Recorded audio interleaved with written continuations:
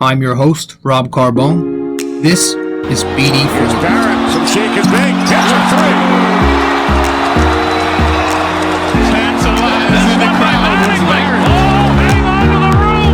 Goodbye. Anthony for three. That one goes down. Gotta put four fingers up when Torres comes to the plate. The wall. See ya. All right. We are back with episode 193 tonight on the podcast. What is going on, everybody? I am your host, Rob Carbone, with another episode of BD4. Brought to you by Anchor. Excuse me. Man, my throat's already killing me tonight. Shit. BD4, where there is no better way to get your Yankees and Knicks analysis. So I hope you're all doing well. It is on a Wednesday night, as I am recording. As you are listening to this, it should be a Thursday. But right now, currently as I speak, it is a Wednesday, December 9th. So, hope everybody's doing well. So Yankees. You know, it's been pretty quiet, obviously, for the Knicks, as we wait for the preseason to start on Friday. Whenever the 11th is, I believe that's Friday. But as we wait for the Yankees, or for the Knicks, I figured, you know what? Let's just talk about what's been going on in the Bronx, or not going on in the Bronx lately. But there has been some noise that actually came up just as I was about to hit record tonight. So I had to, delay the start of this recording so I could take notes on the latest piece of information we got. And so we're going to get on that. We're going to talk about that. And then we'll talk about a few other things that have been kind of in the rumor mill. And so, that's pretty much it, just some more rumors. But I figured it was worthy of coming on because of what we heard just a few moments ago. I'm pretty sure you know what I'm talking about, so we're going to get to that after our first break. But I did hear, one of the cool things I actually heard today about the Yankees is it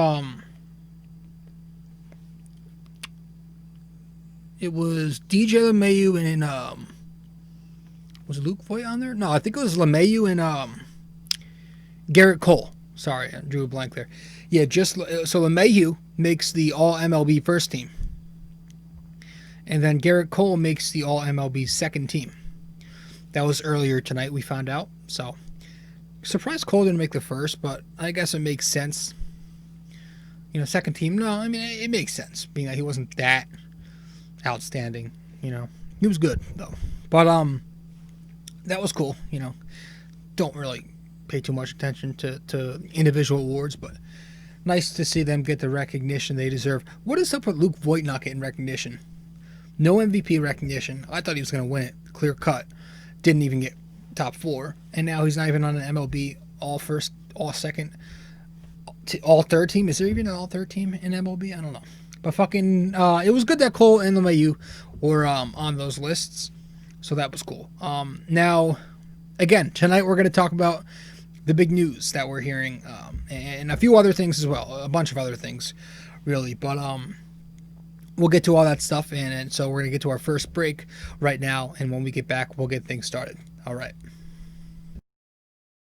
Subscribe to the blog or this podcast. Just go to my website to do all that stuff at nysportstalkrc.wordpress.com/connect.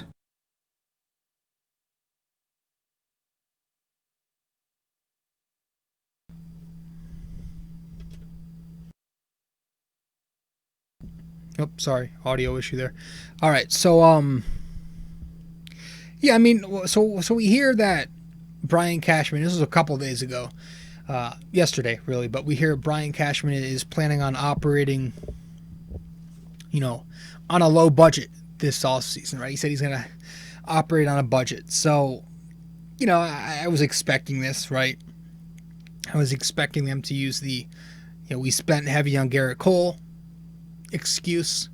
And then obviously the whole COVID thing messing up the finances in the market and everything. Understandable. But it sucks, because we've got the Mets out here now trying to be cocky, and Cohen's out here spending, and we hear them, in these rumors with everybody. And again, talk is cheap, but, trying to get Bauer, they're trying to get Hendricks, they're trying to get James McCann. We hear George Springer has popped up, and they're trying to get everybody.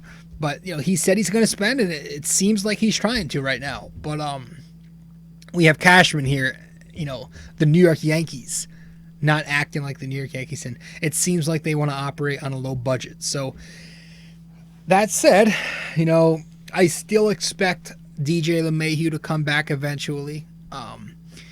Whether that be 5 years, 100, 4 years, 90, with a player option for year 5, something like that. I think that'll be the salary we're looking at, the contract that we're looking at.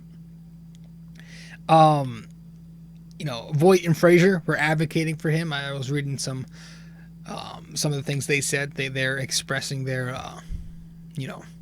love for having him on the team. So I think he'll eventually be back. I'm not worried about that. Again, this is something that's going to take time. I think the Yankees would be ridiculously stupid. It would be out of this world stupid for them to let DJ LeMahieu go. And I think a lot of people would be upset, almost to a point where some might even stop watching if they let somebody as valuable, as invaluable as DJ LeMahieu walk. So I think he'll be back. We keep hearing Kyle Schwarber's name in the rumors, as the Yankees are potentially targeting him. And I laugh at that, man, because as soon, that very night we recorded, as soon as Kyle Schwarber was non-tendered, because that was the same night Gary was tendered, we made an episode and we talked about it. And I said right away, I guarantee you we're going to start hearing some rumors that the Yankees are interested in Kyle Schwarber. Why? Because they love that shit. They love the lefty power bat obsession. Even though we have enough power hitters, even though handedness doesn't, I think it's overrated. But I know the Yankees love their power guys. They love guys who hit home runs, and they love the whole lefty idea. They're trying to get a lefty in here. They've been trying to do it for years. They were hoping it was Burr, but it wasn't. So I just knew they were going to get that strikeout boomer bust guy on their radar. And there you know, it's fucking Kyle Schwarber. The second I mention it, it happens. You're hearing rumors at least. I don't think anything's going to happen, but you are hearing some, moderate rumors that the Yankees are potentially targeting Kyle Schwarber. It's too easy sometimes. What else? Masahiro Tanaka. I'm hearing, I think it was Michael Kay, who said that there's a chance he might not return. And Kay's been saying that since the season began, but it came up again saying there's a good chance he might not be back, and so that sucks because I liked Tanaka. I thought Tanaka is a good pitcher, was a good pitcher for the Yankees. He, pretty average in terms of his regular season pitching, but for the most part, his postseason pitching has been very spectacular for the Yankees. Obviously, 2020 did not go well for him at all. He was absolutely pathetic. But I would give him another shot, maybe on a 15-year deal. 15-year deal. Fuck me. On a 2-year deal worth 15 annually. Something like that. I fucking wouldn't mind. But hey, if he leaves, he leaves. I just hope it's not to somebody in the East. Fucking imagine if the Rays got him. Jesus. Boston. Oh man. Even Toronto, if they get some pitching, they're going to be a good team. Baltimore, they had a solid or better 2020. Anyways, Tanaka, James Paxton, we haven't heard a thing. I feel like we haven't heard a single thing when it comes to James Paxton, right? Have you guys heard anything? I've heard nothing when it comes to Paxton. For some reason, I've just heard nothing. I don't care. Not that I want them to re-sign him. I'm not a big Paxton guy. I think Paxton is very overrated amongst Yankees fans. I don't think he's near the level that Yankees fans think he is. I think he's a number 3. He'll occasionally have days where he looks like a number 1, but then eventually he'll regress to the mean and pitch as who he is. So I haven't heard anything there. I haven't heard anything also on Domingo Germán.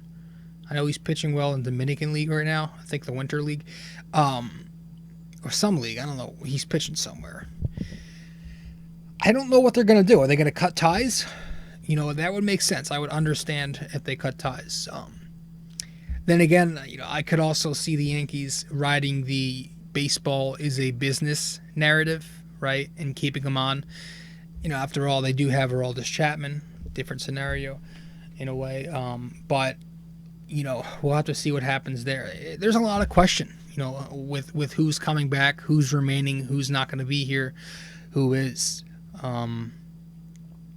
But so you look at that rotation, and we said this before, it is very questionable, right? After Garrett Cole, it's very shallow. You need depth. You don't have innings eaters. You don't have that much talent, to me. You have potential talent, but it's just a bunch of question marks, right? So you've got Cole. You've got your solidified ace, but after him, again, Domingo Germán. What are we doing there? He's a question mark. If we do bring him back, you're pitching him after he's missed an entire year. Is he going to be the same? He wasn't even that great, that reliable when he did pitch. He was a good pitcher, don't get me wrong, but we don't have a guy to get us over the hump after Cole. We need a nice 1-2 punch. If we're looking for a World Series run, I feel like we need a nice 1-2 punch at the top, and right now we just have a 1. We don't have it's your number one ace, and then it's a bunch of middlemen and back end to the rotation guys. Back end of the rotation guys. There's nobody who's a strong, reliable number 2 at the moment. I don't see Germán as a number 2. I see him more as a 3.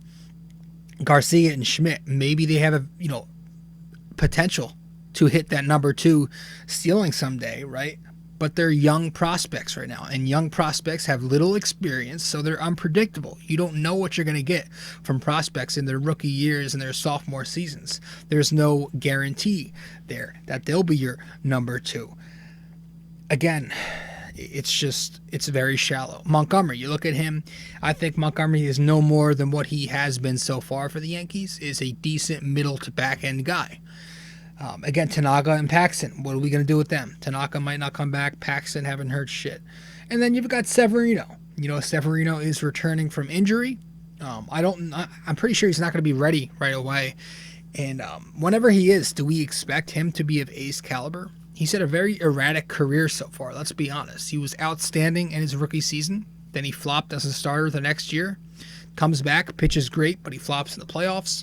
The very next season, he is a Cy Young winner in the first half, absolutely just collapses in the second half, and the injury happens later on, and now we're here, so we don't know that he's going to be a reliable number 2. I think he has a ceiling to be that number 2, but what is he, with all that's gone on, he hasn't taken the field in a while. What are we going to expect? Are the Yankees going to milk him? Are they going to allow him to pitch freely, or are they going to put some kind of limit on him? I would expect they are.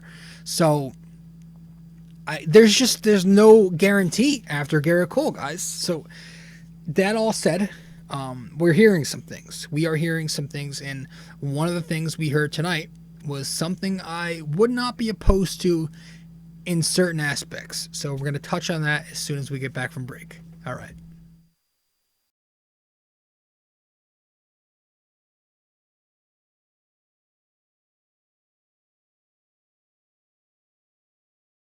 Hey guys, just a quick reminder that if you haven't followed me on social media yet, or subscribed to the blog or this podcast, just go to my website to do all that stuff at nysportstalkrc.wordpress.com/connect. All right, so as I was saying earlier tonight, just about, like 5 minutes before I was about to press record, I get, I look down at my phone. I do one last check to see if the Yankees are doing anything. I always Google Yankees throughout the day. I don't like getting notifications. It just bothers me. So I just, on my own time, I'll take the time out to Google Yankees and see what's up. So I did that. And I see, some tweets, because sometimes I'll have the tweets on the Google page. And fucking it says the Yankees are I guess, targeting a couple of guys from Pittsburgh. And there might be a potential trade this offseason where the Yankees send, well, they didn't mention any players, but we're going to get to who we think they might send over to Pittsburgh. But they would get Jameson Taillon and Josh Bell in return. All right, so this is something I heard tonight. Those two guys are obviously the Pirates. Some would say they're, I think most would agree. I'm not a Pirates fan, but most would agree they are the Pirates' two best players, Jameson Taillon and Josh Bell. Taillon's the starting pitcher, if you don't know that, and Bell's obviously a first baseman. Why the Pirates would do something like this? Well, we've seen them do this before, right? I know both of these guys are hitting free agency in 2 years. Okay, and Pittsburgh, a small market club, not a ton of money. They haven't been a stranger to dishing away their top guns, their top dogs in recent years, right? We've seen them do it with Garrett Cole. We've seen this happen with Andrew McCutchen. Okay, so it wouldn't be shocking if they did not extend these two offers and or extensions and anything like that, and they looked to trade them as soon as they could. And so the Yankees have been one of the first names that are interested right now in Jameson Taillon and in Josh Bell. And why the Yankees would do this is pretty obvious to me. I think it's a very typical New Age Yankees deal if it were to happen, right? Where these are two buy low targets. These are buy low targets who are, the analytics are strong with them too. So it's very Yankees. It's very Brian Cashman, 2020, right? Cheap and backed up by the metrics, these two guys. So it's a Cashman special, right? Both of these guys are under control until 2022. Taillon is, I think he's owed $2.3 million for next season, and I think Bell is projected to be owed $5 to $7 million in 2021. So again, cheap, under control, and probably won't cost you too much in terms of players. Well, if it's just Jameson, is it Jameson? Yeah. If it's just Jameson Taillon, I think it's not going to cost you a whole bunch. It might cost you a Clark Schmidt. If it costs you him, you're probably going to have to add in some mid-tier to low-tier prospect as well. Or it might cost you just a Davy Garcia, But you're getting somebody who's pretty decent in return, right? Taillon. The fucking way his name is spelled confuses the shit out of me. It's not James Taillon. It's Jameson Taillon. But I would take Taillon. I wouldn't take Bell. Josh Bell, no thank you. The Yanks need rotation pieces. They don't need a first baseman. They've got Voit. They don't need a DH. They've got Giancarlo clogging that spot primarily. And Bell is also just a similar player to Voit, but is a switch hitter and maybe strikes out a bit less, but he's not as consistent as Luke Voigt's been with the Yankees, right? He's had very up and down years. I think he had a strong second season. Then he hit only 12 home runs in his third year. Then he had the big 2017 where he hit 37 homers, 37 doubles, 3 triples, hits 277 with a 936 OPS in 2019. But it was the second half of that year where he really struggled. He had a really bad second half. I think June and onward, he was 237 with the batting average. So he's had a very erratic career versus Voit, and then Bell had a very, I think we just said this, but Bell had a very poor 2020. He was not good, hitting the 220s, had 8 home runs in 50-something games. But you look at Voit, all 3 seasons he's been with the Yankees, 2.5, whatever. He's been very strong, very sturdy, pretty consistent. He just had an MVP caliber 2020, so his stock is rising. Bell's stock is not rising, and so I would not want Bell. I don't want him. I would try to stay away from him. And if the Yankees are to make a deal with Pittsburgh, I want Jameson Taillon.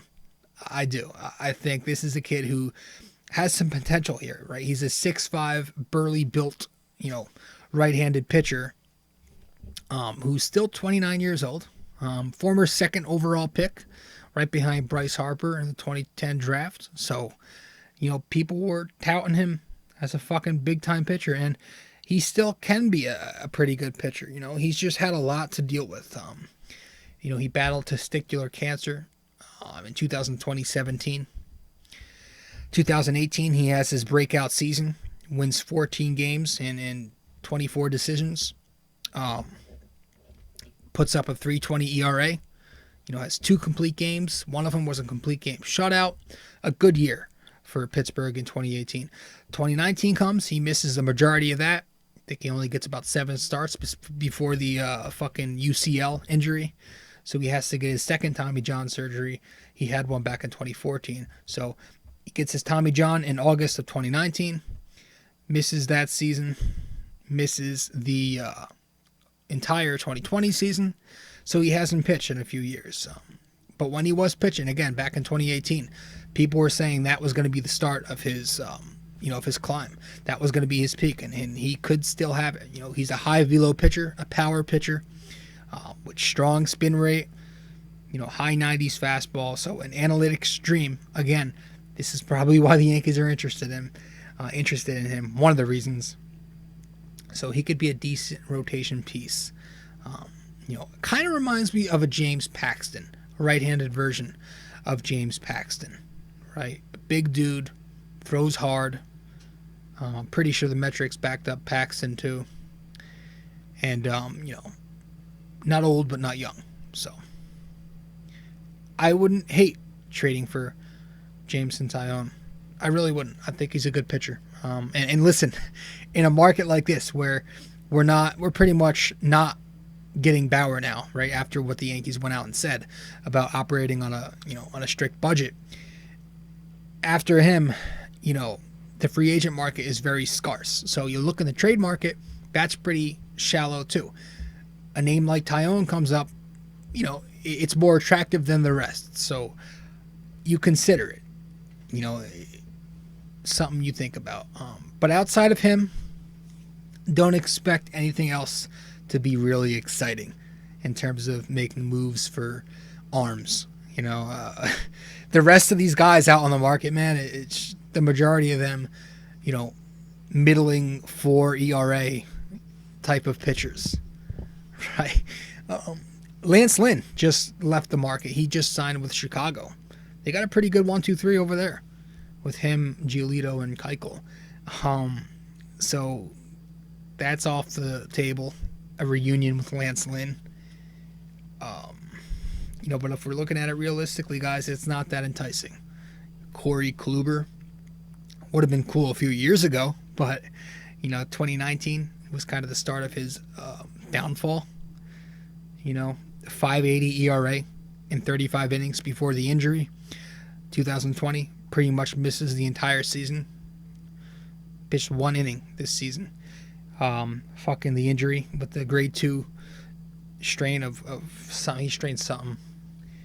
And so, he's 35 years old in April. Hasn't pitched, in a while. Hasn't been effective in a while. When he was in his prime, he was very good. And he was pretty good in the playoffs in his prime. He had a very, very strong 2016 postseason. But after that, after those 5 starts where he was 183 with the ERA, he's had a couple of rough outings. In his last 3 postseason starts, since then, he's pitched 11 frames and let up 13 runs. So it's been a different story. It seems like he's on a steep decline now. I wouldn't really offer him anything big. If it comes to us and it's something easy, something cheap, sure. But I'm not that intrigued with a Corey Kluber. John Lester, another name I've been hearing about. No, thank you. He's sucked the last 2 seasons. He's got a 4.64.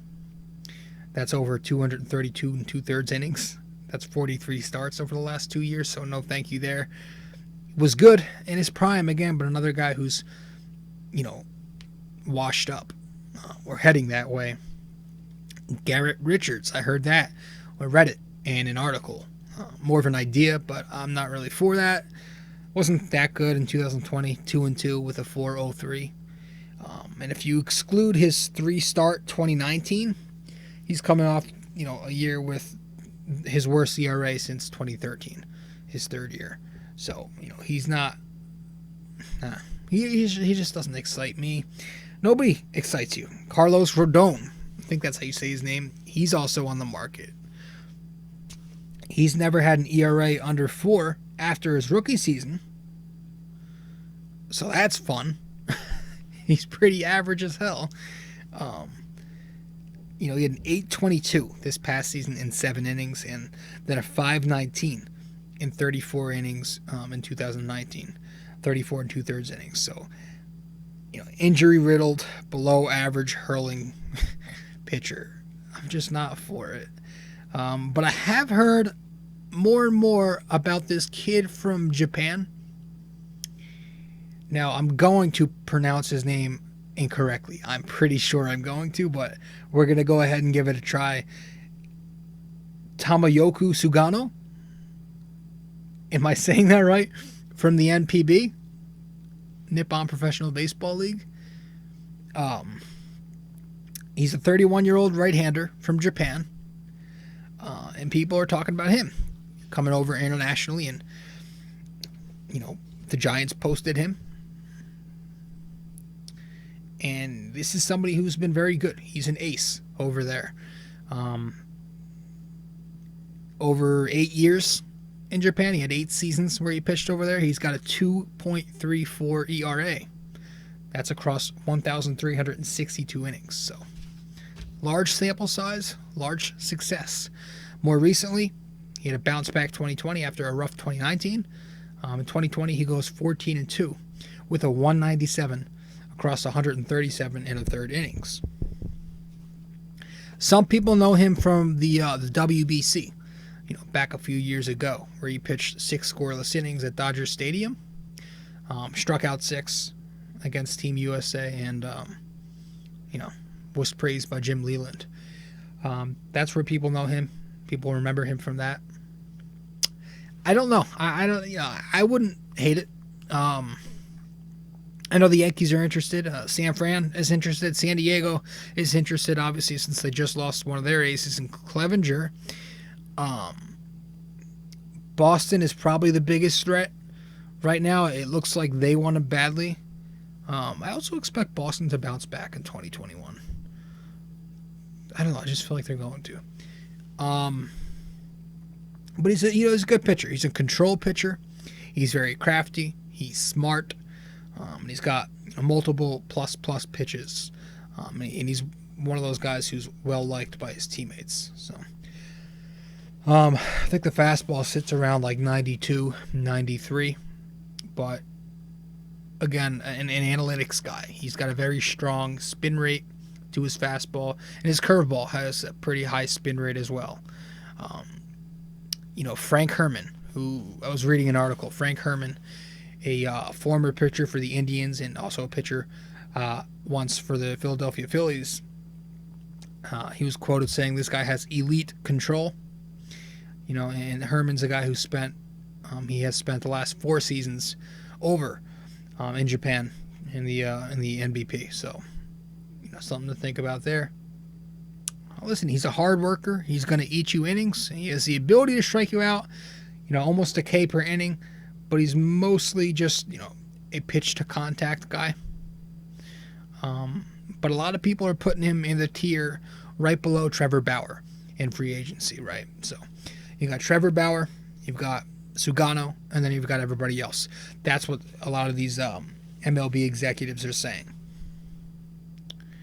So you take that into account. You also take into account that some folks are calling him a number 4, and there you have your floor ceiling. So you've got a guy who has potential to be, I guess if you're saying right underneath Trevor Bauer, so potential to be a number 2. And at worst, maybe a number 4. So there's, kind of your floor ceiling there if you're trying to get an idea of who Sugano could be in the MLB.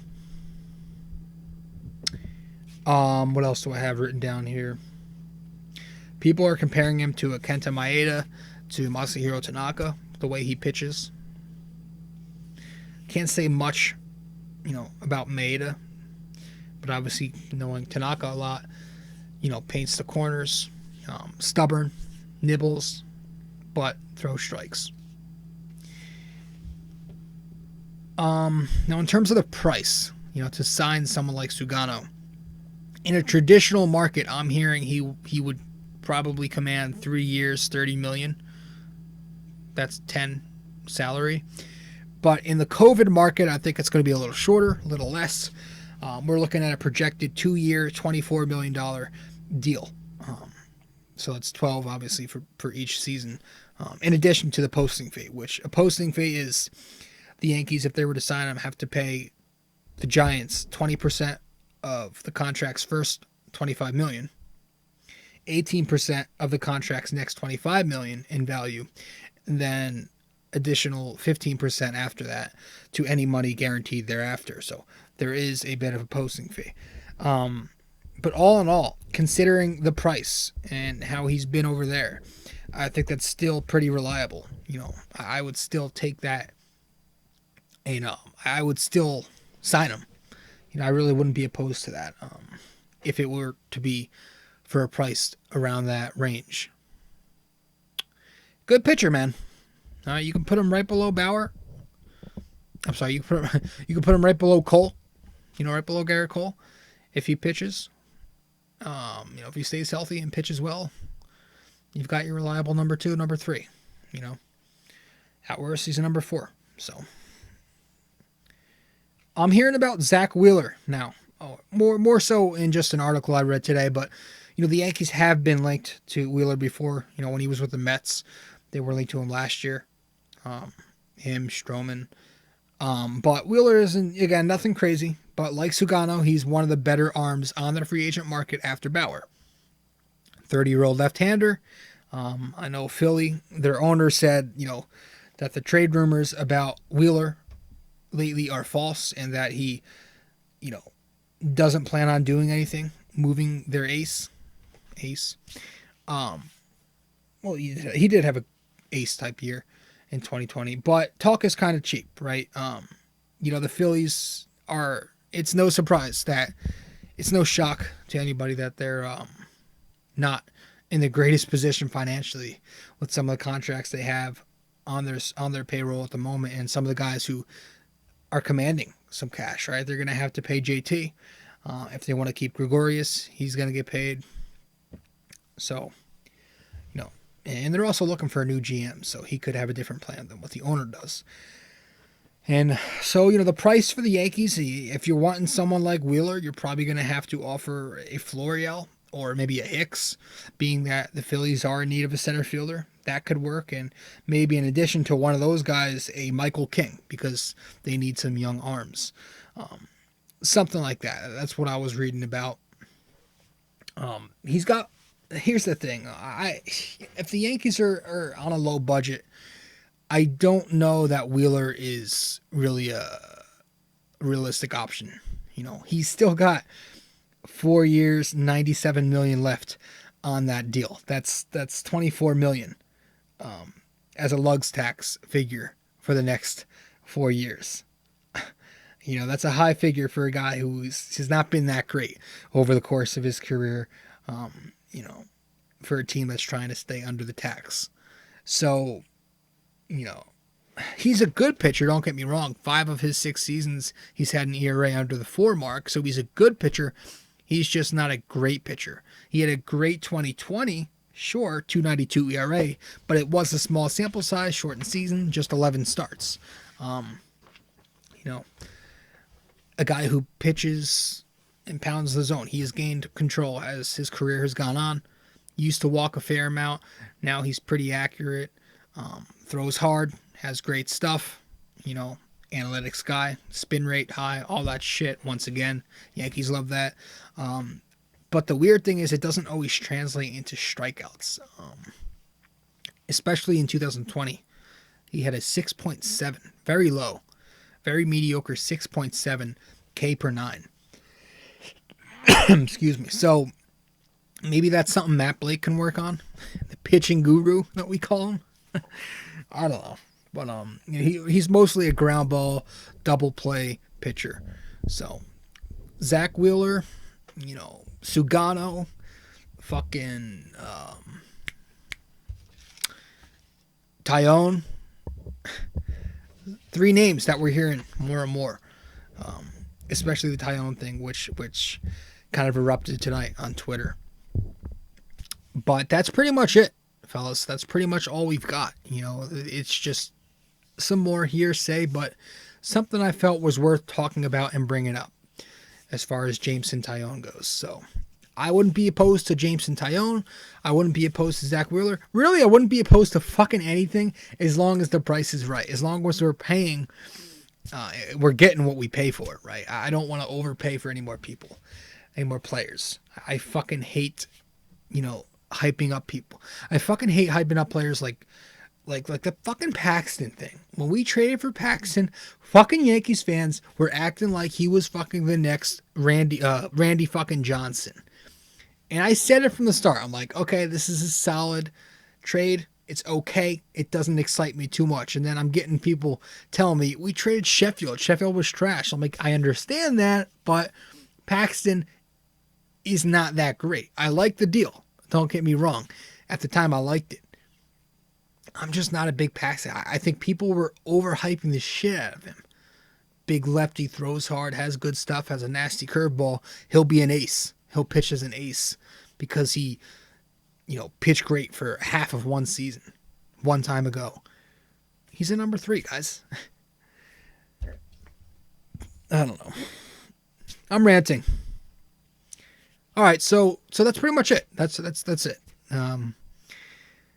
Again, wouldn't be opposed to anything. Just make sure they are better than what we have now and worth it. So that's all we've got for this episode. We're going to head to break. You know what? No, we'll just head right to the... might as well wrap this up. Might as well do it. Might as well head to the NYK question of the day. Let's do it.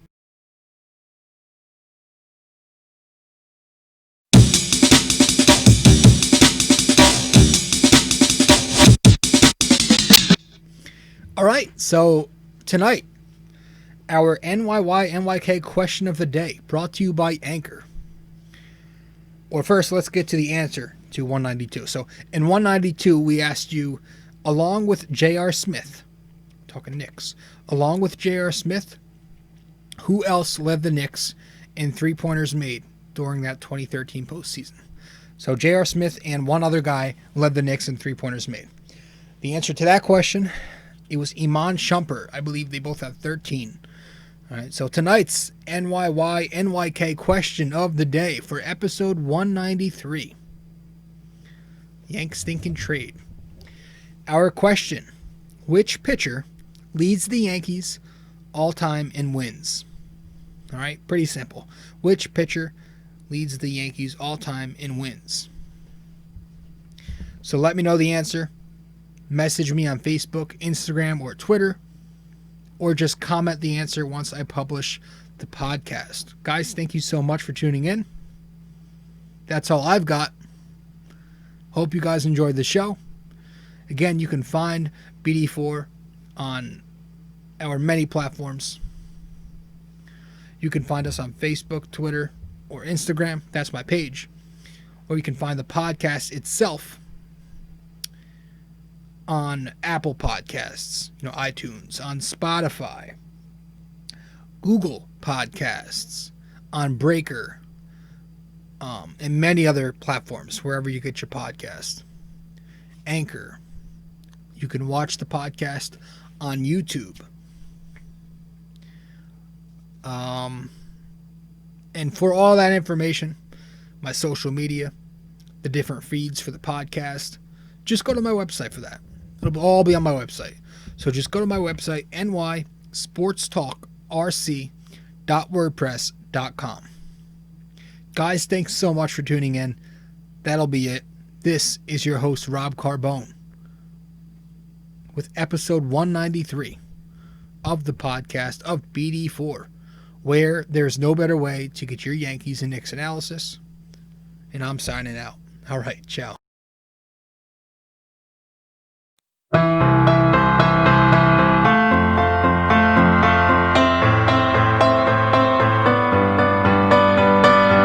This podcast is sponsored by Anchor.